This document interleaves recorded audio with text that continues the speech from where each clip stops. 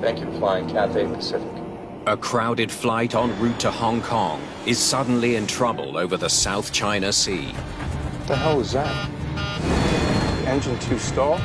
Relying on one engine to get us safely on the ground.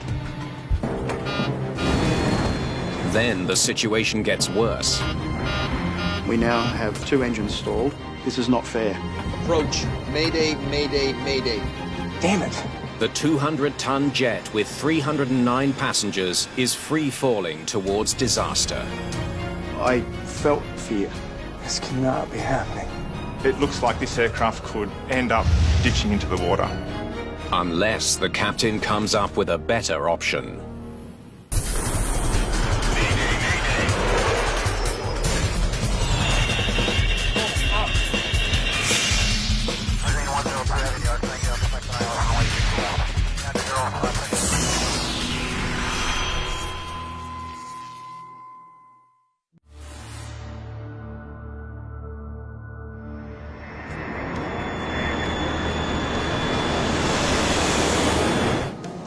Seatbelt, please. Thank you. Cathay Pacific Flight 780 is cruising at 38,000 feet over the South China Sea. This is your captain speaking. We'll be starting our descent into Hong Kong shortly. Local weather is 29 degrees with scattered clouds, so it should be a lovely spring day. Thank you again for flying Cathay Pacific. Captain Malcolm Waters and his crew are nearing the end of a 4.5-hour flight from Indonesia to Hong Kong. Touchdown is in 30 minutes. It's a crisp morning, clear skies, light wind. It was a nice day to go flying. It's only the second time Captain Waters and his first officer, David Hayhoe, have flown together. So, how long have you lived in Hong Kong? 12 years. Moved there when I was 23. Waters is one of Cathay Pacific's youngest captains. Hayhoe is an ex-fighter pilot with the Royal Australian Air Force. So what's it like flying F-18s? Oh, there's nothing to it. The in-flight service is terrible. Flight 780 originated in Surabaya, Indonesia. It's covering more than 2,000 miles to reach Hong Kong.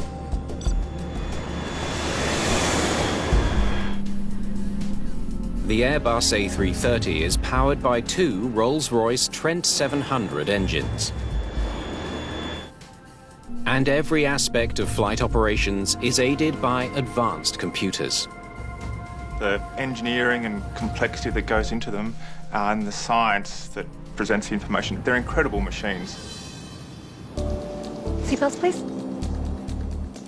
Madeline Avisado is the in-flight service manager responsible for overseeing 10 cabin crew members tending to 309 passengers. We carried out the service and prepared for landing. It was a normal flight. 165 miles from Hong Kong Airport, the Airbus leaves cruising altitude and begins its descent. Airspeed's 295 knots. Rate of descent 700 feet per minute. It's looking good. The aircraft is performing perfectly. And then something goes wrong.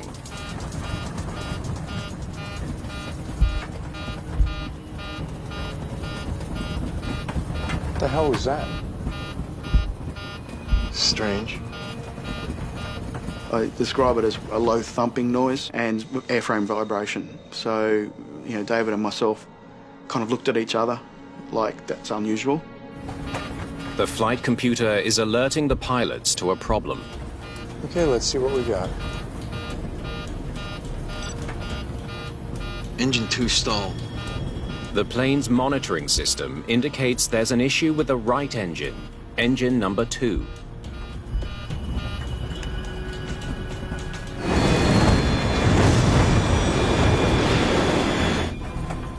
Captain Waters tries to understand what happened to the engine, but the monitoring system gives him no explanation. Now, when we were checking the parameters, they were relatively normal. Okay, thrust lever number 2, confirm. Confirm? With no explanation for the incident, Captain Waters reduces power on the engine to idle to protect it from damage. Idle. The lowest possible power level while still keeping it running. It has an immediate effect. The engine noises disappear. That's better. All the symptoms went away. We've got fuel flow, we've got rotation. The bigger concern is that the engine at idle isn't providing any thrust. They must now rely on their other engine to get them to Hong Kong. A single engine approach is not a big deal. We practice it a lot in the simulator. The aircraft are certified to fly on one engine.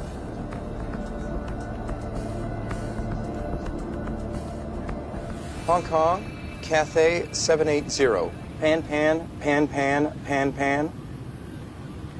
The crew alerts air traffic control of their situation. Pan, pan, pan, pan, pan. Sir, we have a pan-pan call. We declared a pan, which is sort of the first level of urgency. We're operating engine 2 at idle thrust at the moment, but operation's normal apart from that.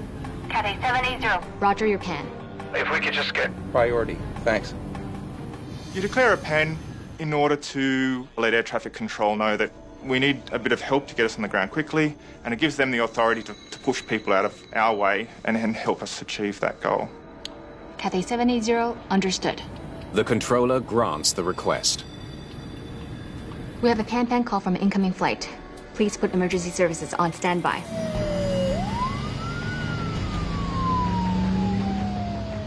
Airport firefighters rush to take up positions near the runway.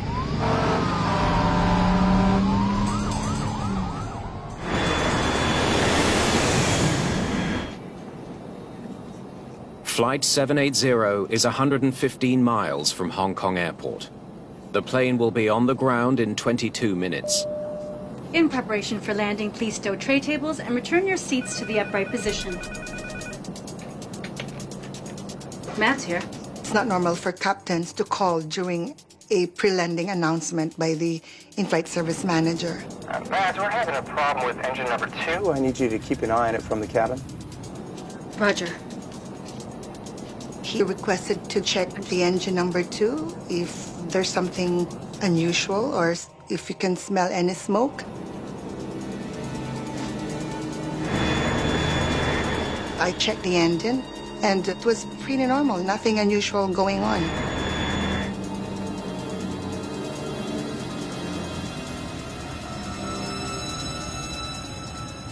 The pilots prepare to land the Airbus with only one engine. I'll take the landing. Understood. You have control. Captain Waters will fly the plane from this point on. I have control.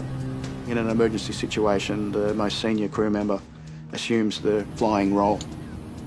Now I have to actually do what I've been trained to do.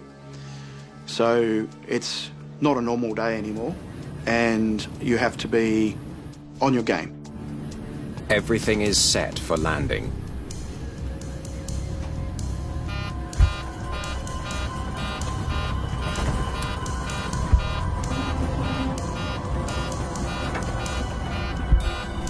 Engine 1 stall. Engine 1 stall confirmed. It's the last thing they want to hear. The monitoring system confirms their worst fears. They have just lost their other engine, the one they were relying on to get the plane to Hong Kong. We now have 2 engines stalled. This is not fair.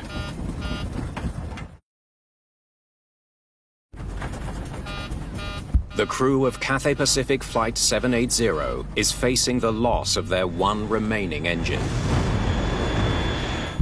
We were relying on this one engine to get us safely on the ground, and now it had exactly the same symptoms and noises and sounds as the other engine.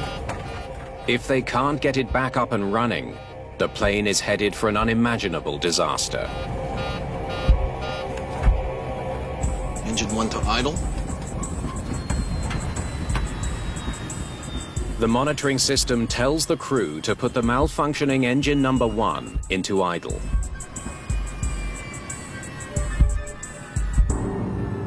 Just like engine number 2, it's still running, but producing no thrust. The plane is now gliding. Damn it. Our descent rate is not looking good. Without thrust, they can't make it to Hong Kong or any other airport. Still 60 miles out. Too far. We were still about 60 miles out to sea at that time. With the aircraft descending at, 1,300 feet per minute, we've only got 5-6 minutes before we're at sea level. I felt fear. And you have all those human responses to fear. The hair standing up on the back of your neck, the tightening of your stomach, the dryness in your mouth. It was a sense of disbelief that we might end up in the water. This can't be happening.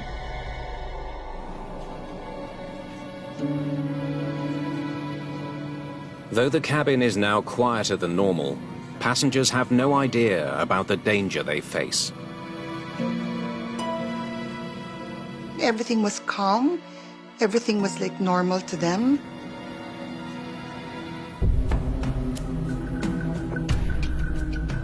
There's an initial moment of that shock and how are we going to start overcoming this problem? Without the power to make it to Hong Kong, the pilots now face an emergency landing or ditching in the South China Sea. What do you think? I'll start the ditching checklist.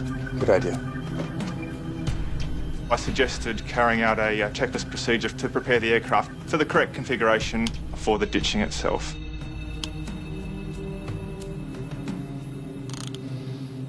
Sitting back allowed me to start thinking rationally. Captain Waters tries the throttles one more time. He increases power on engine 2.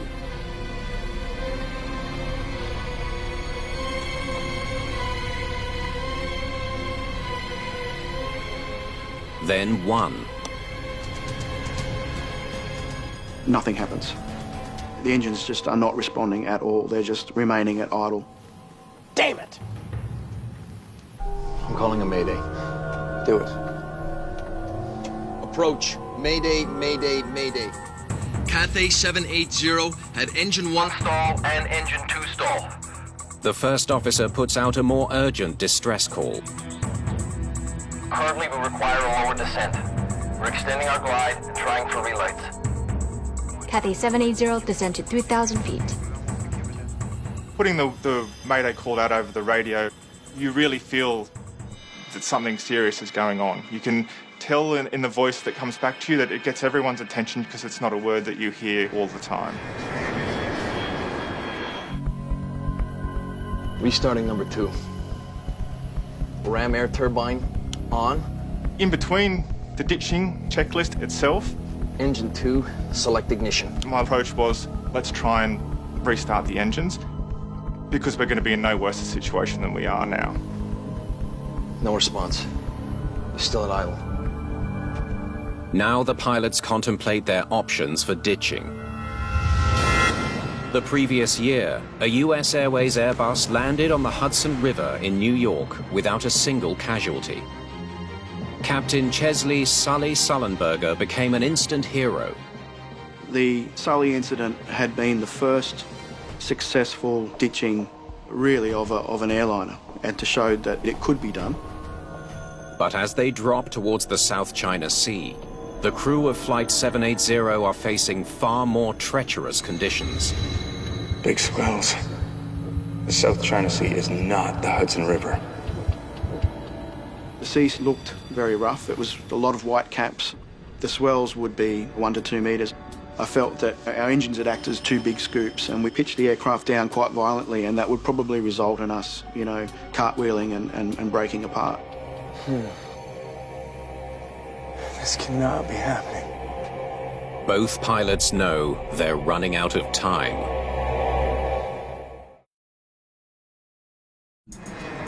Cathay Pacific Flight 780 now has 2 unresponsive engines. Passengers on board are unaware how close they are to disaster.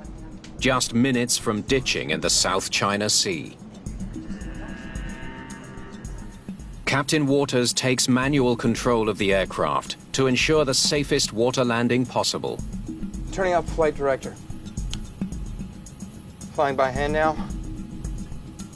Roger that. So I start manoeuvring the aircraft to keep it clear of clouds so that I can see the ocean and start to make an idea of where I'm going to put the aircraft.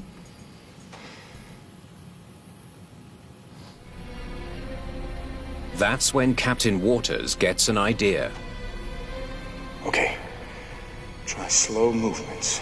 Go slowly. Just ease in fuel.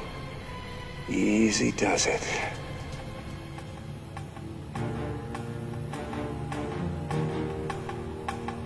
I could see Malcolm manipulating the thrust lever for engine 1. I was just pinching the side of the thrust lever just to move it a millimetre. Each time I pinched it would just go up a millimetre. Slowly. Slowly. Incredibly, it seems to be having an effect. Rotation increasing in engine 1. It's working. The rotation of the fan was increasing from 28% to 29 to 30 to 32 as I moved this very, very slowly and gently up.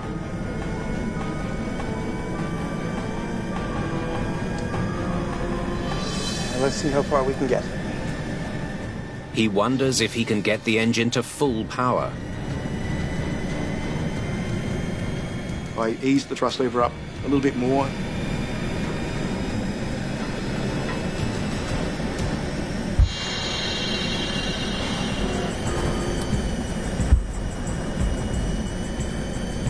Too much.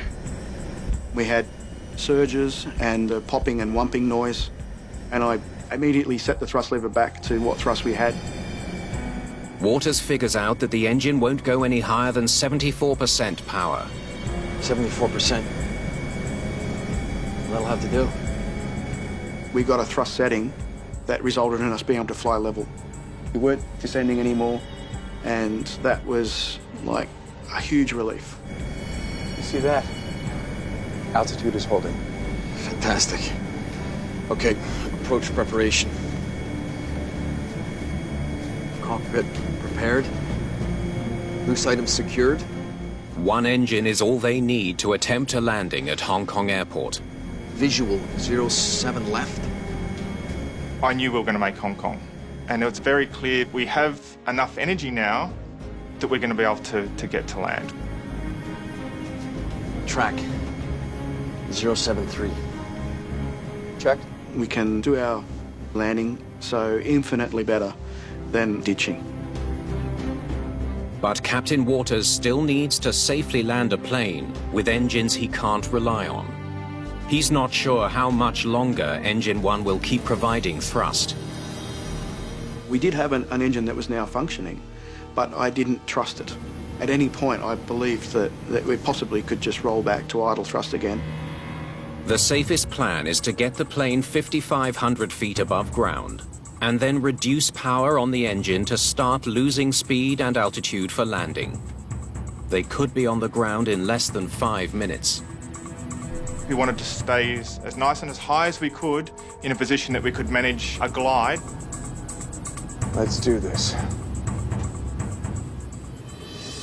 Engine 1 has brought the plane as far as it needs to. Captain Waters pulls it back to idle to lose speed. I closed the thrust lever and I began my approach essentially for the arrival. 230 knots. We're at 3 miles. Checked. If all goes well, they should be on the runway in less than 4 minutes. But they'll only have one chance to get the plane on the ground. If something goes wrong, they don't have enough thrust for a successful go-around. Ladies and gentlemen, this is the captain speaking. As you may be aware, we have a small problem with our engines. Remain seated with your seatbelts fastened and follow the directions from your cabin crew. Cabin crew to landing stations.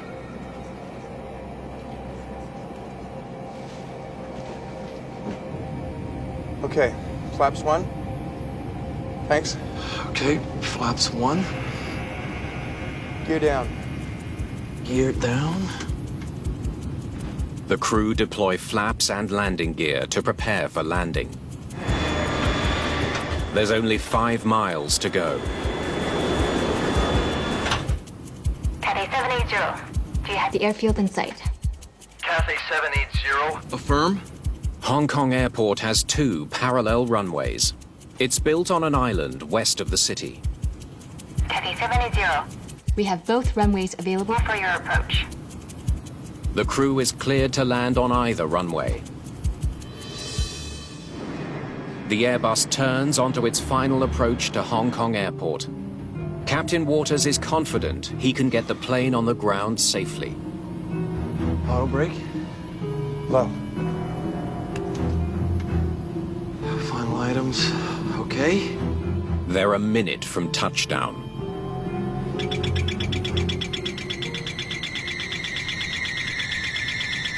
It's overspeed.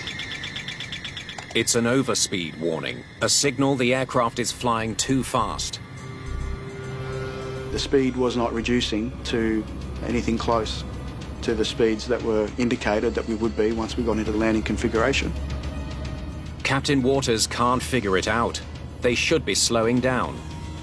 He rechecks the controls. It just looked completely wrong, and I was very uneasy that things were, once again, to get out of my control, and that there was something that I was missing. Then he sees it. I looked up at the gauges and, my blood ran cold.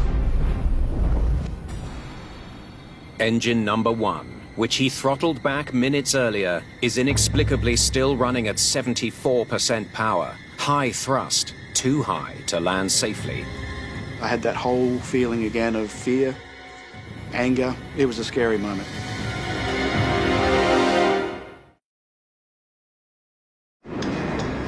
After dealing with double engine trouble, the crew of Flight 780 is now facing a new crisis, 1 mile from the runway. Speed checked. 240. 800 feet.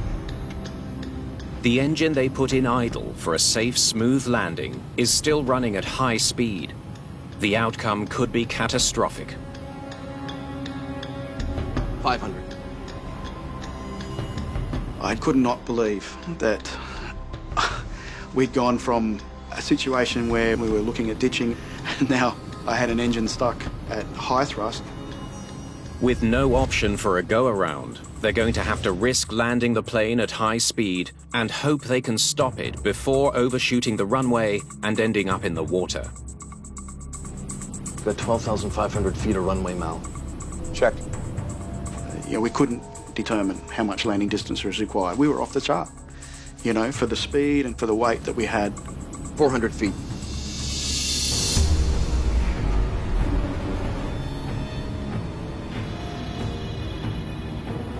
The longer we prolong this, the more unknown things are happening. It was our one chance to get this on the ground, and we had to make the best go at it. Too low. Terrain. Too low. Terrain. Their speed is 100 knots faster than normal, so high the flight computer doesn't recognize that the pilots are trying to land. It's warning the pilot, like you are putting the aircraft in a dangerous spot, and those warnings are loud for a reason. And I just had to put it all to the side, focus on what I was trying to achieve.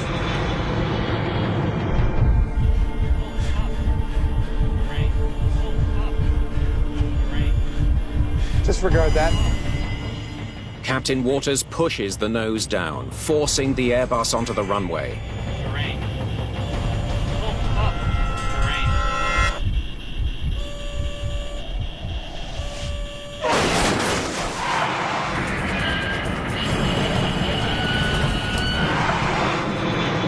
The aircraft did not want to land, and I remember thinking, wow, this is it, because it was very violent. I thought we're going to crushed and into bits and pieces. Brace! I managed to keep that wing up high enough that I just grazed the surface of the runway and I got it back under control. We're down. Finally, the aircraft is firmly on the ground. Full reverse! The crew deploys reverse thrust on the engines to slow the Airbus down while applying full braking power. Immediately, I just step on the brakes, hold them, toe brakes to the floor. No number 2 reverse. No decel. But with only one partially functioning engine, they only have one thrust reverser. They could still overshoot the runway. I still didn't think we would stop by the end. The Airbus is getting close to the end of the runway. I could judge the deceleration rate was such that, I started to get a glimmer of like, man, I think we really, we could do this.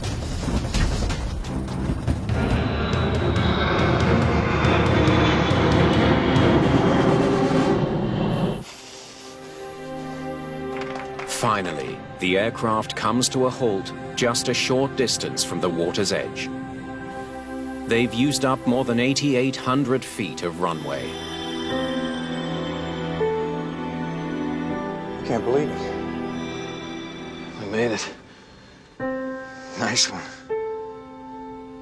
Once the aircraft did stop, there's a look of what the hell just happened.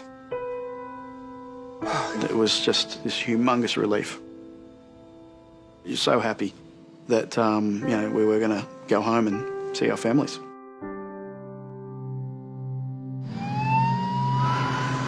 Against all odds, Flight 780 has landed safely, but it isn't out of danger yet. Check the wheel temps. We may have to order an evacuation. Get the checklist. The crew worries that the extreme braking may have caused their wheels to overheat.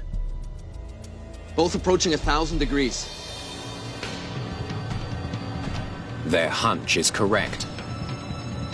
Oh my goodness, we've got to be on fire. We need to get everybody off the plane. This is the captain. Evacuate! Evacuate! Evacuate! Come this way and leave everything behind.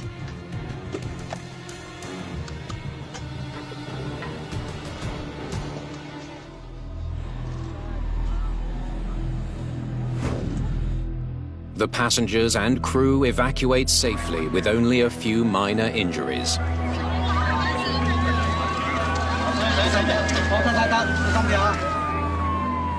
Once I was standing on the ground, I turned around and looked at the aeroplane, and it was like a scene from a Hollywood movie.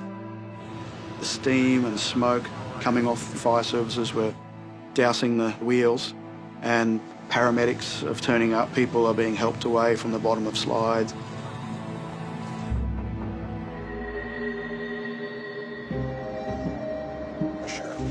Within hours, Hong Kong's Civil Aviation Department launches an investigation. Anne Evans is a flight test engineer who works for the British Air Accidents Investigation Branch. She's been invited to take part in the investigation, in part because the Airbus's Trent 700 engines were made by British company Rolls-Royce. This Trent 700 is a very common engine fitted to a lot of aeroplanes all over the world. So if there's an engineering problem with a particular design, then we want to find that quickly. Here's what we know. The engines on Flight 780 failed to respond to throttle commands. Investigators meet to discuss the few clues they have. It's odd that both engines stalled. They're struck by the fact that the same malfunction affected both engines, one after the other. It's very rare to have two systems fail at the same time, given the level of redundancy and reliability that's built into the engines. It suggests the cause may not be the engines themselves. Critical systems like that don't fail simultaneously. Could something far more mysterious lie at the heart of the problem?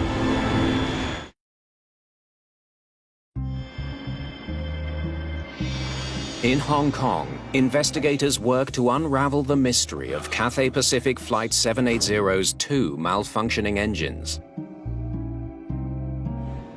They retrieve the black box flight data recorder from the rear of the aircraft. It contains information about the plane's functions throughout the flight. The data on board the aircraft is key in this type of investigation. Investigators upload the data from the recorder. We need to see throttle position and fuel flow. The device records 359 data parameters. They focus in on the A330's engine functions. Stop. What's going on here? Right away, they notice something unusual. Thrust levers are moving, but fuel flow's flatlining. Right after the pilots tried to restore power to the engines by pushing the throttle up, the fuel flow remained the same. They gave some thrust commands, but no corresponding response from either engines at the time. Damn it! So we really needed to understand what caused that. Investigators wonder if a fuel flow problem caused Flight 780's engine trouble. Thank you. The flight data recorder helps them spot the problem, but to try to pinpoint the cause, they turn to another source of onboard data. It's called the post-flight report. Engine 2 control system fault. It says that the VSV was jammed. It contains in-depth data about the error messages that appeared on the monitoring system throughout the flight. Okay. It's a piece of information for troubleshooting to tell the maintainers that the aircraft's had a problem and what they need to do to fix it.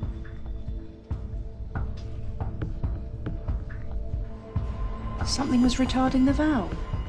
Anne Evans discovers that early in the flight, the computers detected a problem in a key part of the fuel system called the main metering valve. So the warnings that were coming up were warnings to do with the main metering valve supplying fuel to the engine. The main metering valve is made up of a piston that slides within a cylinder. When pilots move the thrust levers, it increases or decreases the flow of fuel to the A330's turbofan engines. That valve wasn't moving, wasn't able to respond to the commands. To better understand why the metering valve malfunctioned, investigators send it to Rolls-Royce for analysis. We have the best expertise about to strip those components here in the UK, and we've cut the outer sleeve of the metering valve in half to see what was inside the metering valve. After cutting open the valve to study it, That's not normal, is it? they find something they've never seen before. A strange white substance coating the walls of the valve. What we saw seemed like very, very fine powder, even finer than caster sugar, very, very small particles. Technicians examined the white powder under an electron microscope.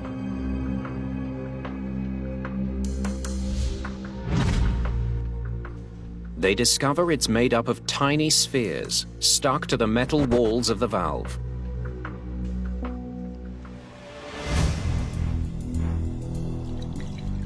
Investigators dig deeper to see if the powder can be found in other parts of the fuel system.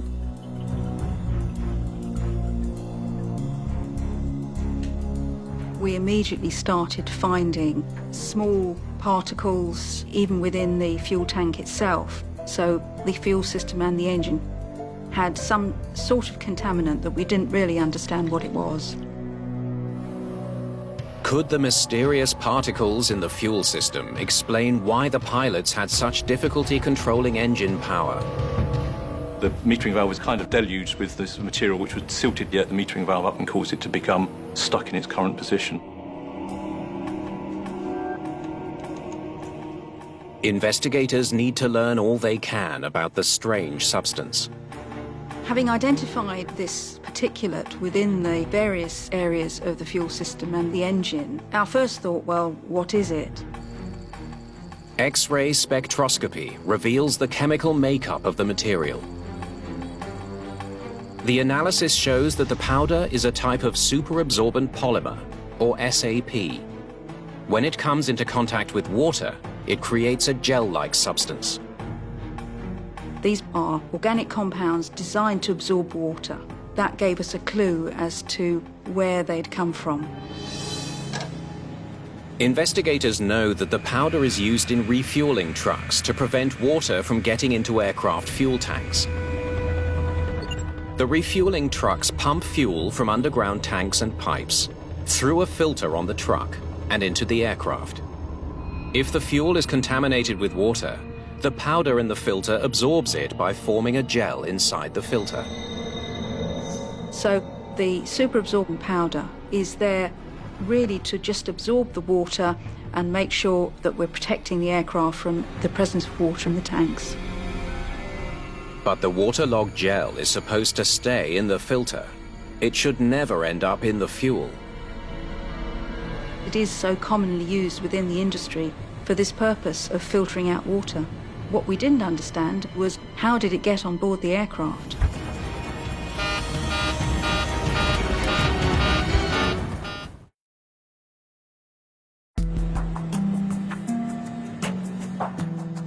Investigators suspect that filters in a fuel truck at Surabaya Airport may have been involved in the dual-engine failure of Flight 780. To find out, they recover the filters and take them to a lab for testing. This one looks somehow collapsed. They discover that one of the filters on the truck used to refuel Flight 780 is damaged. The condition of the filters was very unusual. We were all very surprised to see the crushed filter because that don't normally happens and it was probably an indication of something abnormal having occurred during the refueling of the aircraft. Investigators wonder, did the damaged filter somehow release powder into the fuel? They separate the layers of filter material. We undertook a very laborious process of dissecting the filters, all the different layers designed to not only take away water but also catch any particulate as well. They then examine a sample under a microscope. They make a puzzling find. Within the filter fibers, the powder made up of spheres contains an unusual feature. It looks like sodium crystals? The spheres are encrusted with salt. When we found out that there was salt involved, that was really mysterious to us because salt is not normally found in the fuel. Had salt water got into the fuel system? This one's straight from the manufacturer. Finding answers requires more tests, this time with a brand new filter. What we wanted to do was test these filter monitors to see could we produce these spheres and what conditions did you need to have for these spheres to be created. They expose the filters to salt water under pressure, the same pressure used inside the fuel truck. We tried to mimic those conditions, the fueling process that would have occurred in the dispenser. They soon have an answer. Well, would you look at that? It's a major discovery. When fuel and salt water pass through the filter, it collapses, just like the one from the airport fuel truck in Surabaya. We were able, on the fuel rig, to be able to collapse a filter. So we knew we'd got pretty close to reproducing the conditions that we'd seen on that day. Even more significantly, they find the test filter releases spheres identical to those found in Flight 780's fuel system. What was important was that we demonstrated we could generate spheres. Investigators now believe salt water was responsible for the collapse of fuel filters, leading to powder contamination in the fuel system of Flight 780. But one critical question remains. So, How did salt water get into the fuel system? Investigators learned that prior to departure at Surabaya Airport, Flight 780 was loaded with 54,000 pounds of fuel. It was very difficult for the investigation team to determine exactly how salt water could have got into the fuel system. When they dig through the records of Surabaya Airport's fuel hydrant system, they can see that the system is located very near the sea.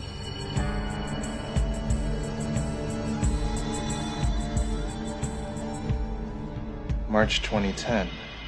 This was taken just days before the incident. I think we may have our answer. They discover that the underground hydrant system that stores and supplies fuel to the pump truck was recently upgraded. During construction, the fuel pipes had been opened up and possibly exposed to groundwater. There had been construction work on the hydrants, and the investigation team highly suspected that would have been an opportunity for salt water to come into the hydrant system. If then the pipes are not flushed sufficiently, then that salt water could still be present when you start refueling aircraft. Investigators now believe they know what happened to Cathay Pacific Flight 780. The underground fuel supply, contaminated with salt water, broke down a filter, releasing a powder into the fuel. The powder jammed the metering valves, preventing enough fuel from reaching the engines.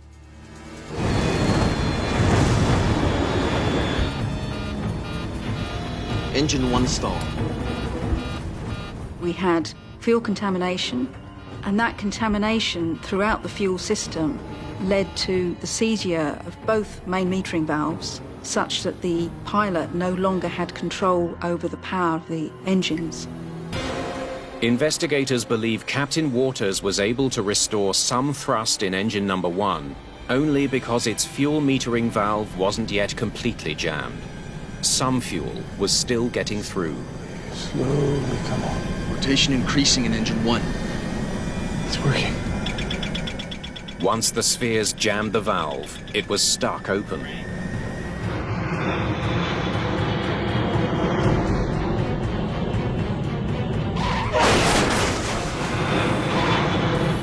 Brace!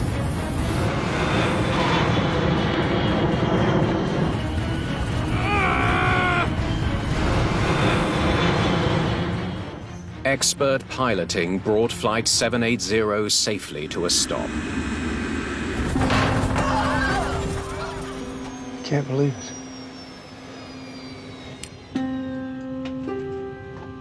Nice one. I think the crew did a great job. It's not an emergency that's trained for. We can be very thankful to the crew. They behaved in a very professional manner, and they have our admiration. Since the accident, there have been efforts to improve the regulation of aviation fuel handling and storage. The company that manufactures the filters has redesigned them to prevent collapse and powder contamination.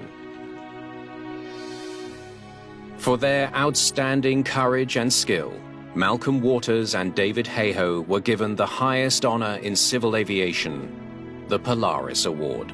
It was very special to be given the award. It was an incredible honor. It was the Federation of Air Pilots that awarded that award. So when, your fellow pilots say, job well done, we really think that, you've pulled it off. So, very humbled and honoured.